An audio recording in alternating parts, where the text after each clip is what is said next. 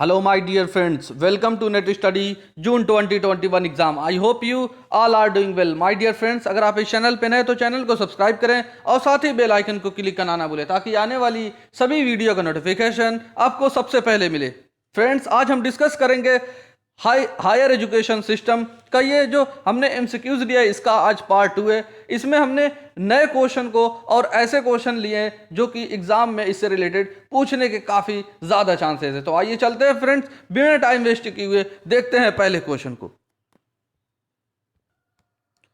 The first question is that which of the following is are components of value education. तो friends, इसमें बात की जा रही है वैल्यू एजुकेशन की. जो वैल्यू एजुकेशन होता है उसके क्या कंपोनेंट हैं उसके बारे में यहाँ दिया गया है कि moral education, environmental education, population education, health education, yoga education. तो इसमें हमें बताना है कि जो वैल्यू एजुकेशन के जो कंपोनेंट हैं, जो तत्व हैं, उसमें कौन कौन से आते हैं इसमें हमें बताएगा. ऑप्शन में दिया गया है ऑप्शन ए और 2, यानी करेक्ट हमें बताना है कि कौन सा करेक्ट है, कौन सा इसमें कंपोनेंट जो वैल्यू एजुकेशन इसके कंपोनेंट कौन कौन से है.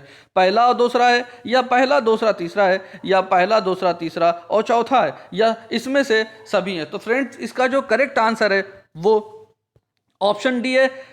मोरल एजुकेशन, वैल्यू एजुकेशन और population education, health education, yoga education, ये सारी जो चीज़ें हैं ये वैल्यू एजुकेशन में आती, कंसीडर इसको किया जाता है. और इसमें उसके साथ साथ ह्यूमन के जो राइट्स हैं और उसकी ड्यूटीज़ है ये भी वैल्यू एजुकेशन का एक पार्ट है. चाहे इंडियन कल्चर हो, फिजिकल एजुकेशन हो और history of Indian freedom movement हो, ये सारी जो चीज़ें हैं वैल्यू एजुकेशन के कंपोनेंट हैं. तो आई होप फ्रेंड्स ये क्वेश्चन क्या है इसके बारे में अच्छे से समझ गए होंगे.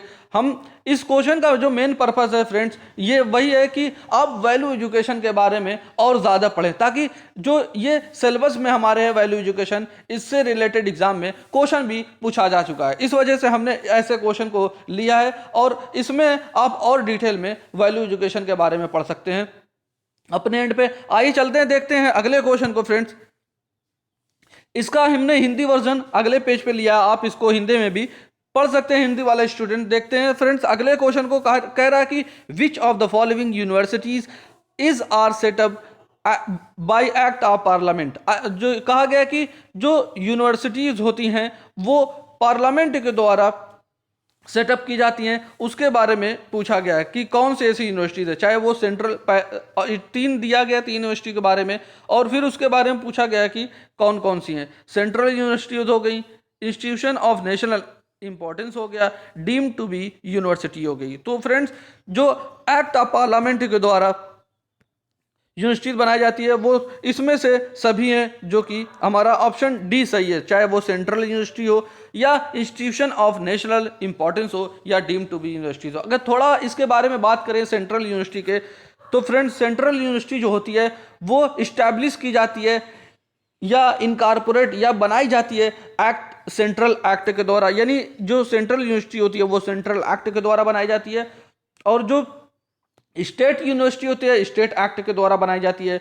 और अगर फ्रेंड्स बात करते हैं डीम टू बी यूनिवर्सिटीज़ की, जो हमारी ये डीम टू बी यूनिवर्सिटीज़ है ये जो बनाई जाती हैं, जो यूजीसी का जो सेक्शन 3 है, यूजीसी एक्ट 1957 का जो सेक्शन 3 है उसके अंडर में सेंट्रल गवर्नमेंट के द्वारा ये बनाई जाती है, जिसको डीम्ड यूनिवर्सिटी के नाम से जाना जाता है. ये हाई परफॉर्मेंस इंस्टीट्यूशन होता है.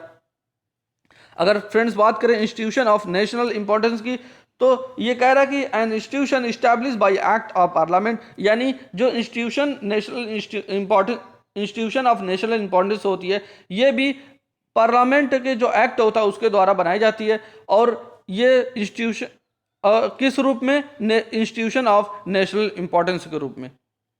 आई होप फ्रेंड्स ये चीज़ें आपको क्लियर हुई होंगी. आइए चलते हैं, देखते हैं फ्रेंड अगले क्वेश्चन को. तीसरा क्वेश्चन कह रहा है कि the first national policy on education in independent India was framed on the recommendation of. कहा गया कि जो आज़ाद भारत में जो नेशनल पॉलिसी थी एजुकेशन पे वो किसके रिकमेंडेशन पे बनाई गई थी. तो ऑप्शन दिया गया है, option A Radha Krishna committee commission, option B Mudaliar commission, option C Kothari commission, option D none of the above. तो फ्रेंड्स इसमें पूछा गया कि जो आज़ाद भारत की जो पहली एजुकेशन पॉलिसी किसके रिकमेंडेशन पे बनाई गई थी। फ्रेंड इसका जो करेक्ट आंसर है वो ऑप्शन सी सही है। कोठारी कमीशन के द्वारा ये जो इसकी रिकमेंडेशन पे जो आज़ाद भारत की नेशनल जो पॉलिसी थी एजुकेशन पे वो बनाई गई थी। अब कोठारी जो कमीशन होता है फ्रेंड्स, आप उसको बहुत अच्छे से पढ़ लें क्योंकि इससे रिलेटेड एग्जाम में बहुत मर्तबा क्वेश्चन पूछा जा चुका है। अगर लगभग बात करें तो हर पेपर में ही कोठारी कमीशन से क्वेश्चन पूछा जाता है। तो फ्रेंड्स चलते हैं अगले क्वेश्चन को देखते हैं। कह रहा है कि consider the following statements regarding the Wardha scheme of basic education 1937 and identify the correct code. पूछा है कि इसमें कौन सा सही है। जो वर्धा स्कीम जो लाई गई थी बेसिक एजुकेशन पे थी, जो 1937 में लाई गई थी, वो इसके बारे में कौन सा करेक्ट है। तो ये इसमें 3 स्टेटमेंट दिए गए हैं। पहला स्टेटमेंट कहता है it is also known as Nai Talim बुनियादी तालीम। तो फ्रेंड जो इसको जो वर्धा स्कीम थी इसको नई तालीम और बुनियादी तालीम के नाम से जाना जाता है। फ्रेंड ये बिल्कुल सही है। अगर दूसरे स्टेटमेंट की बात करें, दूसरा स्टेटमेंट कहता है it was outcome of thinking of Mahatma Gandhi. तो फ्रेंड्स ये जो थिंकिंग थी, किसकी थिंकिंग थी? महात्मा गांधी की। जो वर्धा स्कीम थी महात्मा गांधी के द्वारा लाई गई थी। फ्रेंड्स ये भी बिल्कुल करेक्ट है। और कहा गया तीसरे में it considered education as a effective instrument of national reconstruction, यानी नेशनल रिकंस्ट्रक्शन का ये एक इंस्ट्रूमेंट है, इफेक्टिव इंस्ट्रूमेंट है जो कि ये कंसीडर किया गया था एजुकेशन को लेके। ये भी बिल्कुल सही है। तो फ्रेंड्स हमारा जो करेक्ट आंसर बनता है वो ऑप्शन डी बनता है, ऑल ऑफ द अबव। अगर फ्रेंड्स इसके बारे में वर्धा जो स्कीम है इसके बारे में थोड़ा सा बहुत चर्चा आपसे करें तो कहा गया कि जो ये जो स्कीम थी 1937 में लाई गई थी, जो कि हमने पहले भी आपको बता दिया है। अगर इसमें कुछ जो इंपॉर्टेंट पॉइंट है वर्धा स्कीम से रिलेटेड इसको देखें तो क्या फ्री एंड कंपलसरी एजुकेशन की बात करता है। कह रहा है कि free and compulsory education was to be given for 8 year, यानी 8 साल तक ये फ्री एजुकेशन की बात करता है। और वाजिब जो यानी लाजमी एजुकेशन की बात करता है, यानी 8 साल तक, यानी छोटे से यानी 6 से लेकर 14 साल तक बिल्कुल फ्री और कंपलसरी एजुकेशन होनी चाहिए। और it was to be given in 2 stages, और ये 2 स्टेजों में इसको बांट दिया गया। पहला स्टेज जो था वो जूनियर के लिए जो 5 सालों तक था, और दूसरा स्टेज 3 सालों के लिए था, वो सीनियर लोगों के लिए था। और अगर फ्रेंड्स बात करते हैं कि द आइडिया ऑफ सिटीजनशिप की, तो इसमें कह रहा है कि वर्धा स्कीम का जो मेन एम था वो प्रोवाइड करना कि जो सिटीजन है, जो नागरिक है, उनका जो उनके फ्यूचर में कि वो एक अपॉर्चुनिटी लाए पर्सनल ग्रोथ में, डिग्निटी में, इफिशियंसी में एंड कोऑपरेटिव कमेटी में। यानी इसका जो एरिया था काफ़ी ब्रॉड था। जैसे ग्रोथ, पर्सनल ग्रोथ की बात करें, डिग्निटी वगैरह की बात करें, इफिशियंसी एंड कोऑपरेटिव, यानी सबको लेके चलने की बात की जा रही था। और जो अगर फ्रेंड्स ये फ्लेक्सिबल कैरिकुलम की अगर जो इसमें बात करें तो the scheme provided for flexible curriculum and the student and teacher were free to work according to their interest and requirement। कह रहा है कि ये स्टूडेंट यानी इसमें सब एकदम बिल्कुल फ्री सब हो सकते हैं कि वो अपने इंटरेस्ट पे काम करें, अपने मतलब जो उनका इंटरेस्ट हो उसको जो उनकी रिक्वायरमेंट हो, इंटरेस्ट हो और रिक्वायरमेंट हो, उस बेसिस पे वो अपनी स्टडी करें। और इसमें कहा गया कि there was no compulsion to complete a prescribe portion, यानी जो पोर्शन दिया गया था इसमें कोई उनके लिए लाजमी नहीं था कि वो उसको कंप्लीट करें, कि इस डर से, एग्जामिनेशन का जो डर होता था उसके हिसाब से। और ये जो various subject were the basic craft, यानी जो वेरियस सब्जेक्ट जो अलग अलग सब्जेक्ट होते थे, जो बेसिक क्राफ्ट, मदर टंग हो गई, मैथमेटिक्स हो गई, सोशल स्टडीज़ हो गई, पेंटिंग, म्यूज़िक एंड स्पोर्ट वगैरह। इसमें जो वर्धा स्कीम थी इसमें काफ़ी ज़्यादा चीज़ों को शामिल किया गया था।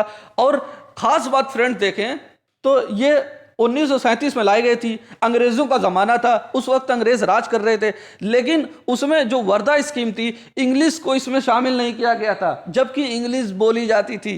और जो स्कूल में जितनी भी स्कूल थे उसमें इंग्लिश एक अच्छा रोल प्ले करता था, लेकिन जो ये महात्मा गांधी की जो थिंकिंग थी, इसमें कहा गया कि English was not included in the curriculum. ये जो वर्धा स्कीम का जो कैरिकुलम था, इसमें इंग्लिश को शामिल नहीं किया गया था, जबकि क्या था, it was mandatory to learn the Hindi language. और इसमें हिंदी लैंग्वेज जो थी, हिंदी भाषा जो थी हमारे देश की, इसको भाषा है, इसको वाजिब करार दिया गया था और इसको लाजमी करार दिया गया था सीखने के लिए।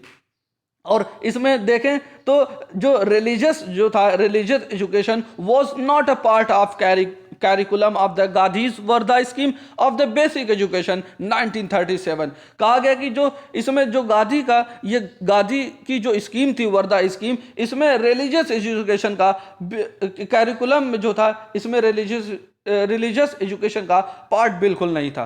तो I hope friend, Wardha scheme के बारे में हमने काफ़ी डिटेल में आपसे चर्चा की, आप इसको नोट डाउन कर रहे होंगे और आप ज़रूर इसको समझ गए होंगे। आइए चलते हैं फ्रेंड्स, अगले क्वेश्चन को देखते हैं। अगला क्वेश्चन कह रहा है कि consider the following to cherish and follow the noble ideas which inspired our national struggle for freedom. और कह रहा है कि जो नेशनल स्ट्रगल फॉर फ्रीडम, हमारी जो नेशनल स्ट्रगल थी, संघर्ष था फ्रीडम के लिए, उन और विच इंस्पायर्ड, उनको इंस्पायर्ड किया जाना, और जो नोबल आइडियाज़ थे और जो उनकी चेरिश और noble, follow the noble ideas,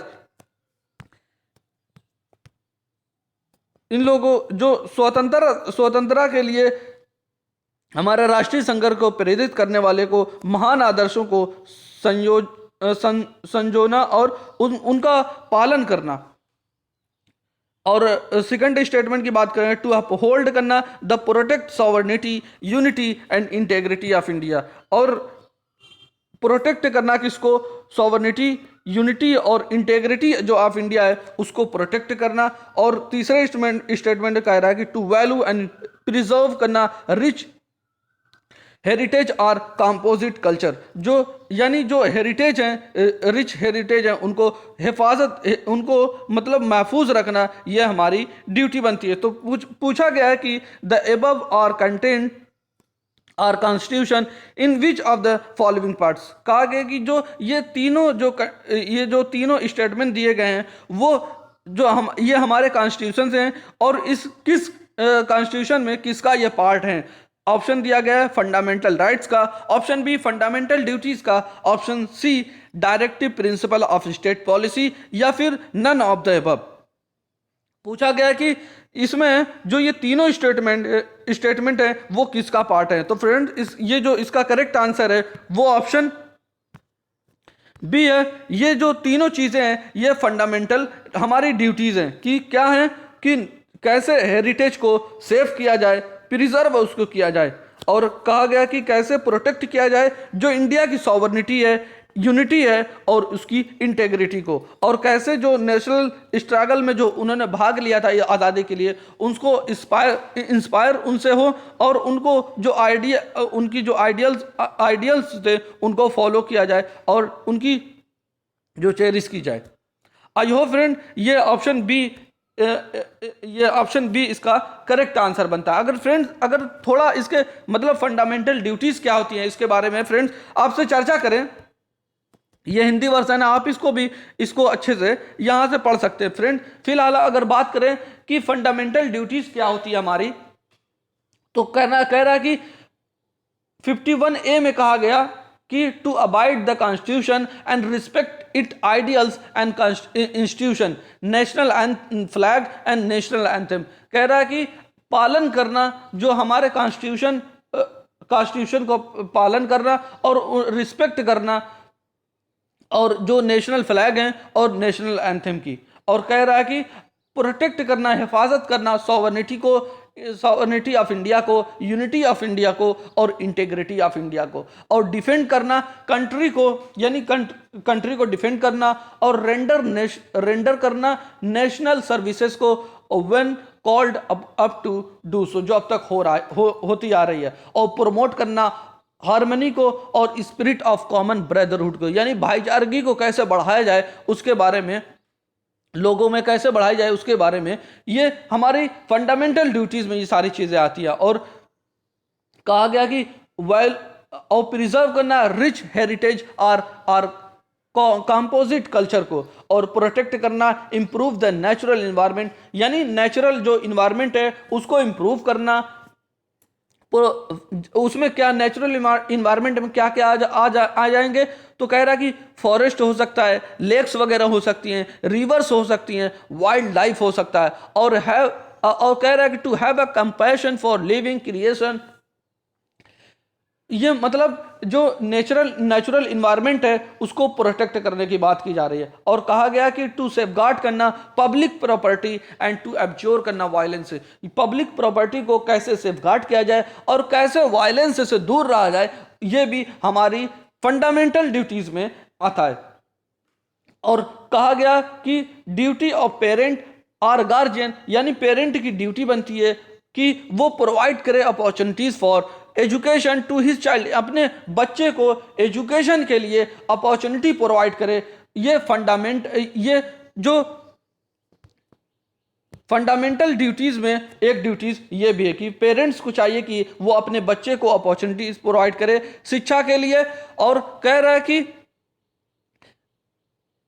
इसको मतलब जैसे कि हमने वर्धा स्कीम में बात किया था कि 6 से 14 साल के बच्चों के लिए ये होने चाहिए, लेकिन बाद में इसको जो है कॉन्स्टिट्यूशनल अमेंडमेंट के थ्रू जो हमारा 87 यानी 86वां जो अमेंडमेंट था, एक्ट था, उसके थ्रू इसको ऐड कर दिया गया कि 6 से 14 साल के बच्चों के लिए एजुकेशन प्रोवाइड कराई जाए। और ये अमेंडमेंट कब किया गया था फ्रेंड्स, यहाँ से क्वेश्चन बन जाता है। ये अमेंडमेंट सन 2002 में किया गया था, और ये 86वां अमेंडमेंट था जो कि हमारे कॉन्स्टिट्यूशन में जो फंडामेंटल ड्यूटीज थी उसमें ऐड किया गया था। ये क्वेश्चन काफ़ी बार एग्जाम में पूछा जा चुका है, और ये सिर्फ नेट के एग्जाम में नहीं बल्कि इंडिया में जो एग्जाम कंडक्ट कराए जाते हैं, जैसे एसएससी हो गया और बाकी रेलवेज हो गया या फिर आईएएस पीसीएस का एग्जाम हो गया, ये सारी चीज़ें जो होती हैं, जितने भी एग्जाम कंडक्ट कराए जाते हैं उसमें इस तरह के क्वेश्चन पूछे जाते हैं। तो आई होप फ्रेंड ये सारे क्वेश्चन आपको क्लियर हुए होंगे। फ्रेंड्स, अगर आपको वीडियो अच्छी लगी तो वीडियो को जरूर लाइक करें और अपने फ्रेंड्स के साथ ज़्यादा से ज़्यादा शेयर करें। अगर आप इस चैनल पर नए तो चैनल को सब्सक्राइब करें और साथ ही बेल आइकन को क्लिक करना ना भूलें, ताकि आने वाली सभी वीडियो का नोटिफिकेशन आपको सबसे पहले मिले। Thank you for watching video. God bless you all.